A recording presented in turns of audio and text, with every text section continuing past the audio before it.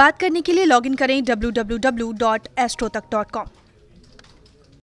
हमने आपको बताया धूप बत्ती और अगरबत्ती के प्रयोग के बारे में, आपको बताया दीपक के महत्व के बारे में। अब जो भोग है उसका महत्व क्या है? देखिए, जब आप भगवान को भोग लगाते हैं तो वो भोग होता है, और भगवान को भोग लगाने के बाद जब आप उसे ग्रहण करते हैं तो वो प्रसाद होता है। ये अंतर समझिए। तो ईश्वर की कृपा को अपने अंदर लाने के लिए आप भगवान को भोग लगाते हैं और उसे ग्रहण भी करते हैं।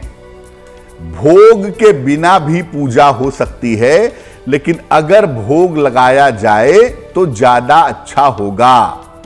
और भोग में कोई भी सात्विक चीज आप अर्पित कर सकते हैं, जैसे फल, मिठाई, यहां तक कि एक गिलास में पानी भी अर्पित किया जा सकता है।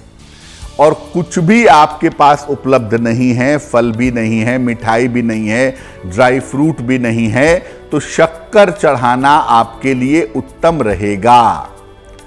सफेद भोग अगर आप अर्पित करते हैं, सफेद रंग का भोग अगर भगवान को लगाते हैं, तो इससे आर्थिक और मानसिक स्थिरता जीवन में पैदा होती है। बूंदी के लड्डू अगर आप अर्पित करते हैं तो इससे सारे ग्रहों की बाधा शांत होती है।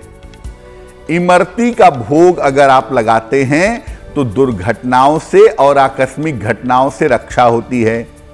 और अगर आप पंचामृत अर्पित करते हैं तो आयु लंबी होती है और पापों का प्रायश्चित होता है। अगर आप भगवान को केवल जल अर्पित करते हैं तो शिक्षा के मामले में, संतान के मामले में फायदा होता है और ईश्वर की कृपा आपको प्राप्त होती है।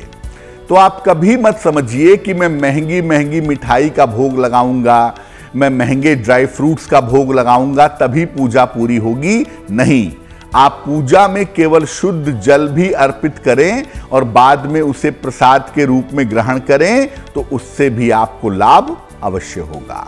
अगर हम ज्योतिष की बात करें तो इसके बारे में देखिए बहुत सारे नियम बताए गए हैं। आम तौर पर पूजा घर के लिए सूर्य को कनेक्ट किया जाता है, सूर्य को जोड़ा जाता है पूजा घर से। तो आप अपना पूजा घर ऐसी जगह बनाएं जहां पर सूर्य का थोड़ा बहुत प्रकाश तो आता ही हो, या दिन का उजाला पर्याप्त मात्रा में आता हो। अंधकार वाली जगह पर पूजा घर मत बनाइएगा, पहली बात।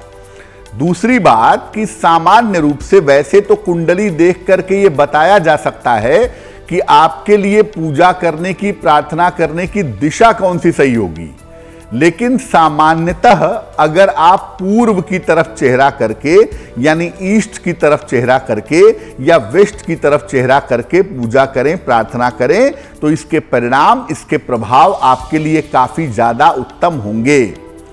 अब अगर हम फ्लैट की बात करें, देखिए फ्लैट में तो कोई दिशा का बहुत महत्व नहीं होता है, लेकिन वहां भी मैं कहूंगा कि उसी कमरे में पूजा घर बनाइएगा या उसी कमरे में बैठ करके पूजा करने का प्रयास करिएगा जहां पर सूर्य का प्रकाश या दिन का उजाला थोड़ी मात्रा में आता हो, और चेहरा पूर्व की तरफ या पश्चिम की तरफ रख करके अगर आप देवी देवता की पूजा करें तो इसके फायदे ज्यादा होंगे। दक्षिण दिशा की तरफ चेहरा करके सामान्य स्थितियों में पूजा नहीं करते हैं। पूर्वजों के लिए, पितरों के लिए दक्षिण दिशा की तरफ चेहरा करके पूजा कर सकते हैं या कुछ विशेष प्रयोगों के लिए कर सकते हैं। अन्यथा पूर्व दिशा और पश्चिम दिशा पूजा की सबसे उत्तम दिशा है। इस तरफ चेहरा करके पूजा करने के प्रभाव और परिणाम आपके लिए काफी बेहतर होंगे।